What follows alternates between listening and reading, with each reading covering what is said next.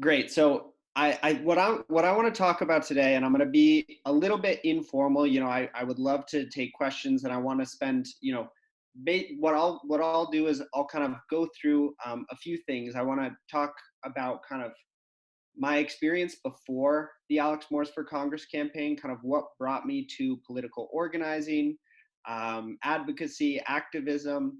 I want to talk a little bit about what it actually, the campaign itself and the candidate. And I also want to talk about what organizing actually means in the political sphere, what I had to do on a day to day basis, um, and what it's like kind of working on a campaign.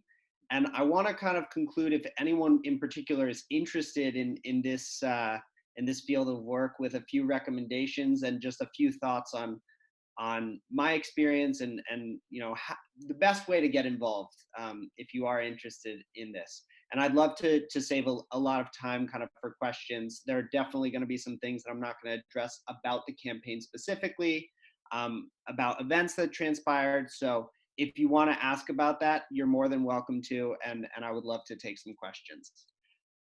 So before I get into the campaign, I do just want to talk a little bit about my background. As Teddy said, I graduated in 2014, and I would say I was a mediocre student in high school. It really did take me some time to adjust to academics, and it took me a little while to find what my interests. And kind of when I got to GW, that's really when I started to develop a real interest and a passion for progressive politics and for climate justice, which is interesting as a chemistry student.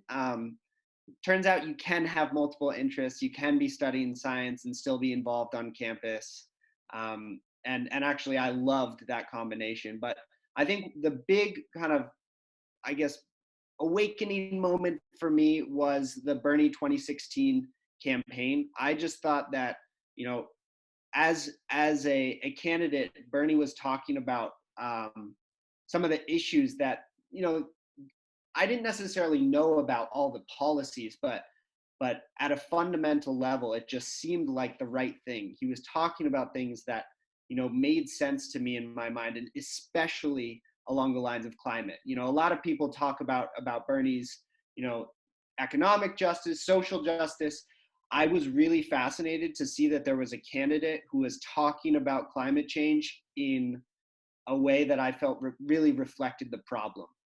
So I got involved and, kind of formed a group on campus and really pushed to kind of organize and engage students. And after that work, I focused a bit more on climate advocacy and climate justice, specifically in the realm of fossil fuel divestment. Just these universities have massive endowments. George Washington has an endowment of about $2.6 billion. And the case that we made was universities shouldn't be profiting off of climate change. They should be, and they should also be really moving the needle forward and playing a key role in this transition, and not be profiting from the degradation of our climate. And through that work, I would say I was unsuccessful in getting GW to divest its $2.6 billion. But we did make significant progress. We created a $2 million endowment, $2 million fund, specifically focused on sustainable investment. And that kind of it provided proof to the Board of Trustees that you don't need to invest in fossil fuels to ensure that your institution remains in perpetuity. So that was a really, really interesting, enlightening experience. I really started there to understand what it means to organize, what it means, and kind of all of the various components. It means engaging and educating the people around you. It means educating yourself and making a strong case for the change that you are talking about. It means talking to those folks in power and trying to convince them that your argument is sound, and when that doesn't work, also putting pressure in other ways, protesting and making them feel uncomfortable was a fundamental part of that work, and something I think I learned almost as much outside of the classroom as a student at GW as I did inside, just as far as this whole organizing, working with people, understanding kind of how to communicate my point and make change in my community, which at the time was a university. That work continued on when I went across the pond to England and was a student in environmental policy. I wanted to continue the movement that we had, that I had been involved in at GW, and they have an incredible divestment movement at the University of Cambridge. They just succeeded in divesting over $6 billion from fossil fuels as a result of incredible advocacy, and that was during the pandemic. But when I came in, they had yet to divest, and I wanted to find my place and figure out how I could be effective. And Cambridge has 31 different colleges, and I was a part of a small college called Clare Hall, and we built and organized a fossil fuel divestment campaign at our university, or at our small little college within the university. And as a result of that advocacy, we were the first college in Oxbridge to divest our small, 32 million pound endowment from fossil fuels as a direct result of student advocacy. And so I think from that, I came to learn that as a student, as a member of a community, just as a part of society in general, organizing people, gathering folks together to take part in a common cause is an effective means of making change. You can be a student and still make real world change. You can be, a young person and do the same. I think across the board, we are seeing that, in the Sunrise Movement, and just across the board. So as Teddy mentioned, after school, I was really committed to coming home and continuing this work back in the Berkshires, which no matter where I am, that is home to me, and that will remain home. And so I got an incredible opportunity to work with the Berkshire Environmental Action Team as their advocacy coordinator, as well as with their program, No Fracked Gas and Mass. And I think this is just, again, a huge testament to the Berkshires. We have so many organizations that are really at the forefront of making change. In the environmental world, I would certainly say, the Berkshire Environmental Action Team is pushing barriers and is involved in national issues and in fighting national issues. And it's just, it has been an incredible experience to work with them and to continue to give back to my community.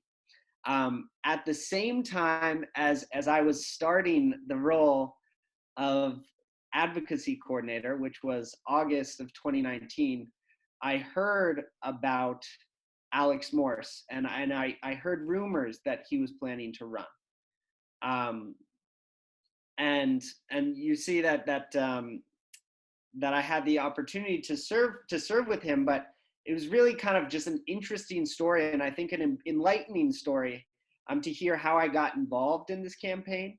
I had heard a little bit about him while in England, and so about 2 days after I flew back from England, to move home and start working with Beat. There was an event about an hour and a half away on the other side of the congressional district. Alex had just launched his campaign. It was at a bagel shop. And he was just coming to talk a little bit about why he was running, his motivation. And I just stopped by and was like, I like a lot of, I heard what he had to say. And after that, I went up to him and one of his advisors. I was like, I love what you have to say.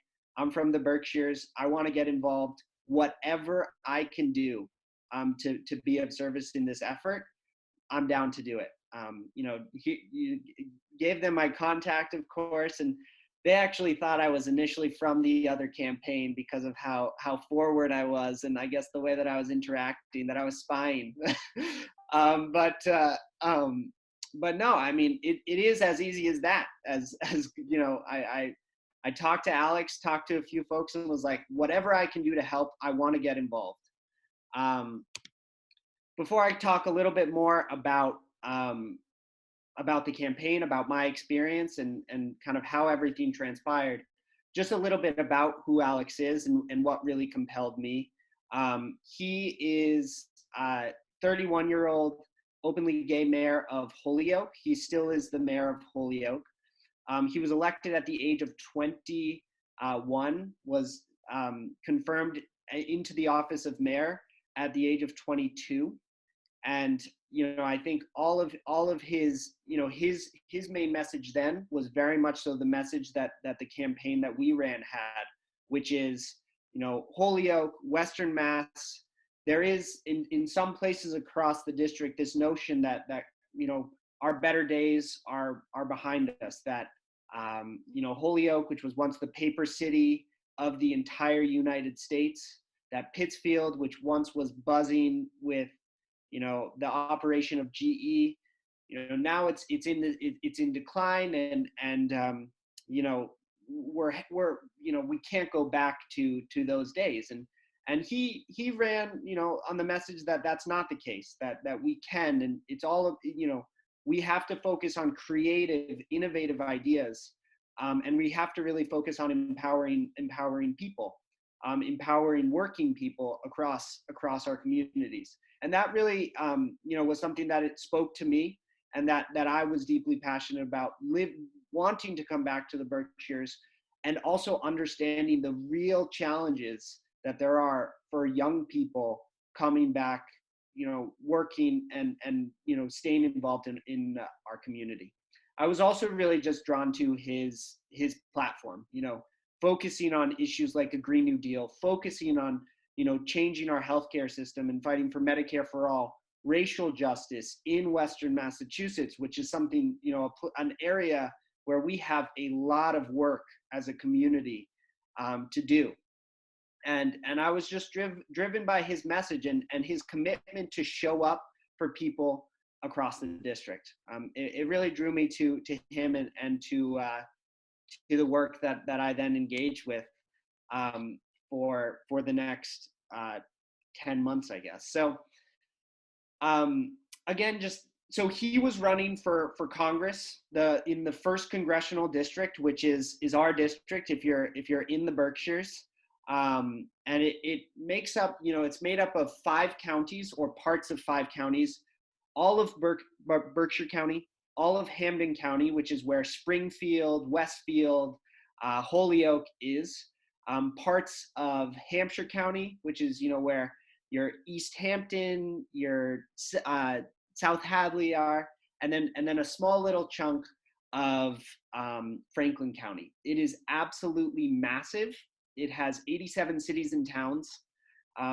It spans across 3,101 square miles. And as is the case with every congressional district, it has about 730,000 people living in it. As you can see, Alex thought, and I continue to think, that this is a community with unlimited potential. It really is a special part of Massachusetts. I absolutely love it. And working in this in this role. So I initially, after meeting Alex, I worked with him and with his campaign in an unofficial capacity for about 6 months. And this was, while working full time, they would ask me to do a whole bunch of things. And I think that's a real clear message, is if you're interested in getting involved in political campaigns, don't necessarily expect a job right away. Like when folks are helpful, that is the best way to get involved in a campaign. Just find a way to be helpful, find a way to contribute, find a way to just get, to get involved. And that was, given my expertise in climate policy, environmental policy, I had an opportunity to provide some insight and advice around those issues, and advise Alex and help craft his environmental policy. I also had a chance to just talk to him, talk to his campaign manager and advisors about, what is Berkshire County? What are the communities? And I think there's this idea that kind of you have to wait for to be a professional, to be an expert before you can start talking about this stuff. And I think you learn very quickly in the campaign world that that folks who are living on the ground, just with regular experience, are actually the most valuable, the most useful. They have the most useful insight, because they're not talking about breaking everything down as far as where are the voters. They're talking about issues that their community deals with. And during that time, I did also get a chance to learn more about the county as a whole, and how diverse we are as a community as far as interests, our economics, where these hubs are, these cultural hubs. And it was really exciting for me. And around January, I took a role full time on the campaign as the Berkshire County program manager. And in this position, it's one of those things. It's like, what does that actually mean when you say you're an organizing director? You say you're an organizer in general. For me, what that meant pre-COVID, which was very far away from the election, so it wasn't like we were trying to get out the vote immediately. What my role was in this position was to maximize opportunities to introduce Alex to voters, to community leaders, elected officials in Berkshire County, to meet with supporters and potential supporters, tell them a little bit about what we were fighting for, why this election was important, and really get a chance to build genuine relationships.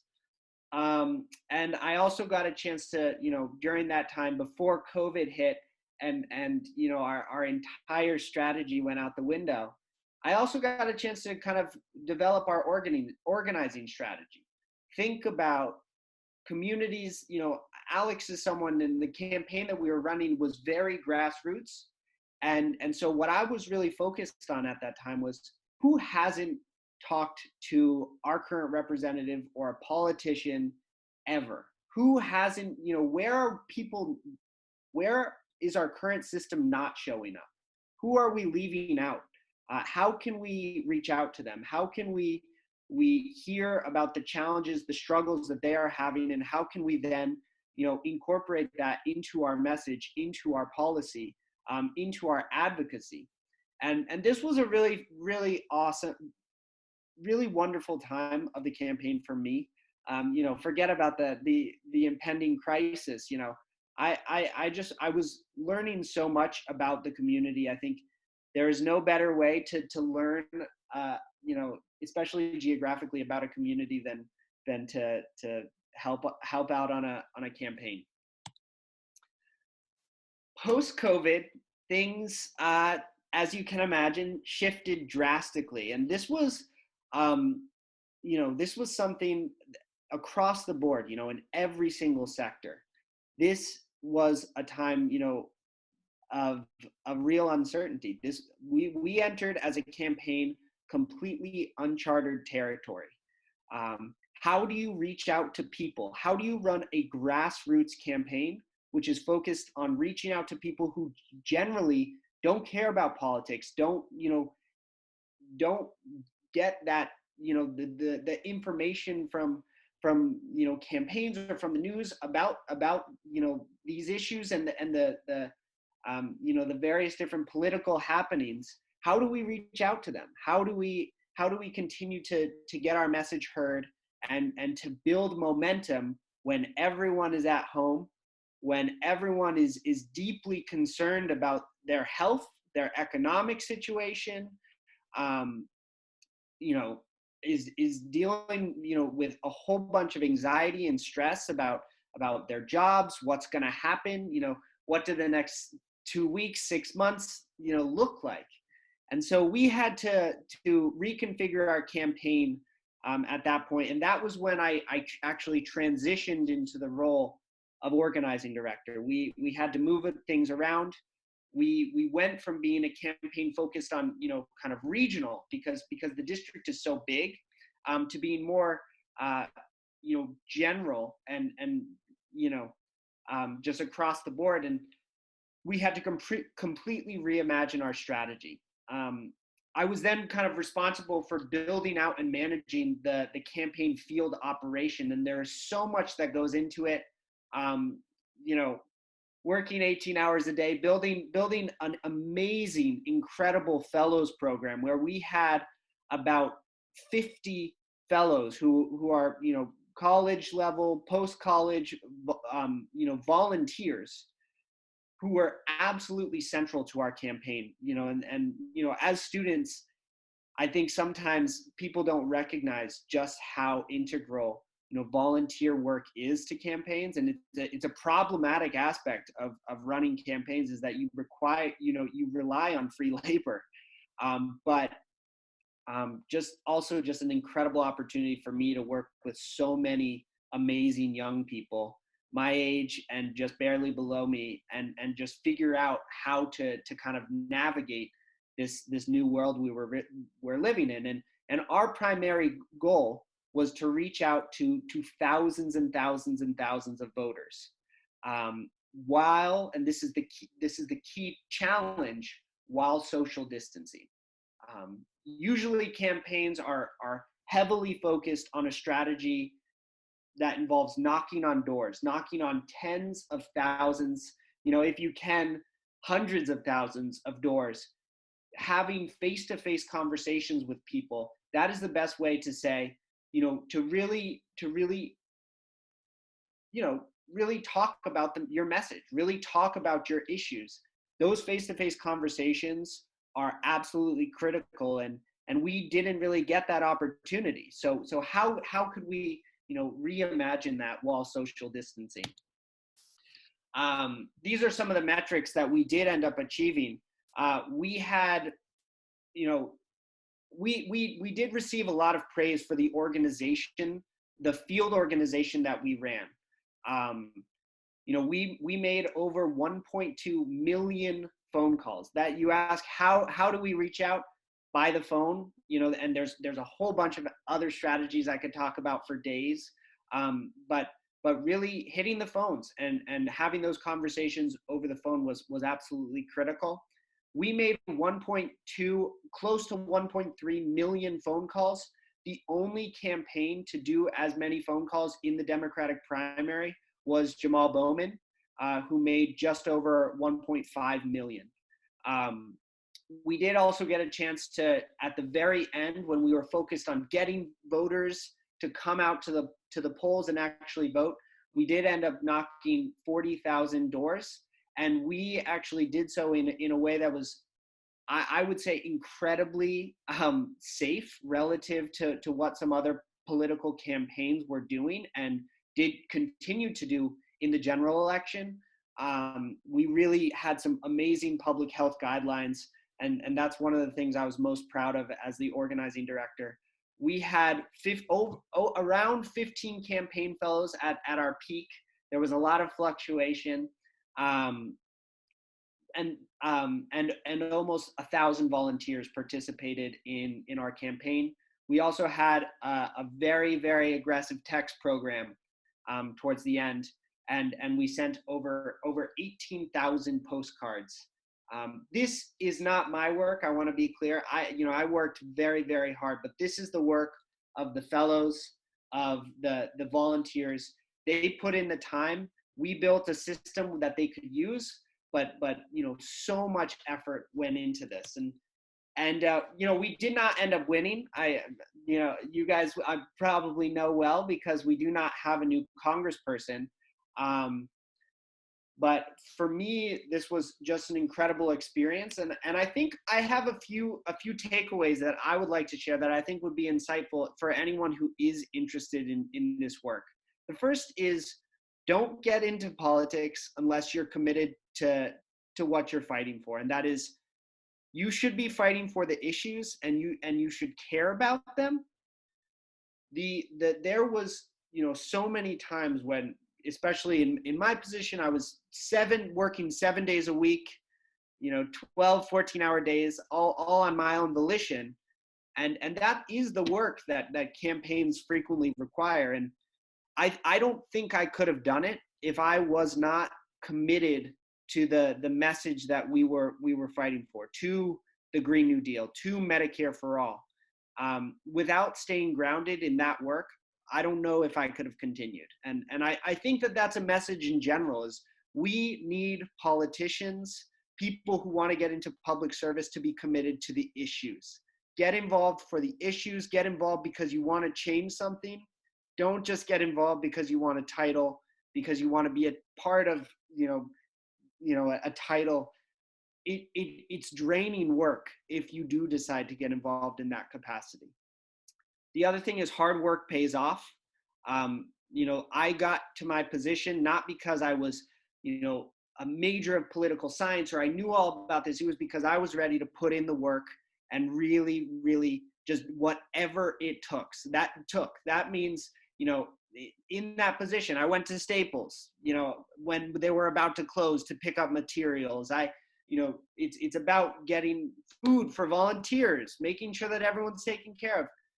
Everything matters. You have to do the hard work if you want to be in this, and that's the best. It's also the best work. It is so incredibly rewarding. Be ready for anything. We had some very, very tumultuous times that I didn't get a chance to talk about, and politics can be nasty. They can also be really, really beautiful when you're fighting for the right things, and when you're getting folks involved, and that is, getting folks involved in the political process in and of itself is incredibly important. And then the other thing I just recommend is, put yourself out there. If you want to get involved in politics, email it, and a campaign, email that campaign. Say, hey, how can I help? What can I do? I'm a student. I'm a high school student. What can I do to help? I don't know anything, but I just want to help. That will get you, that's how you get involved. You don't need, titles, experience. I think it's all about that. You learn so quickly in these sorts of environments.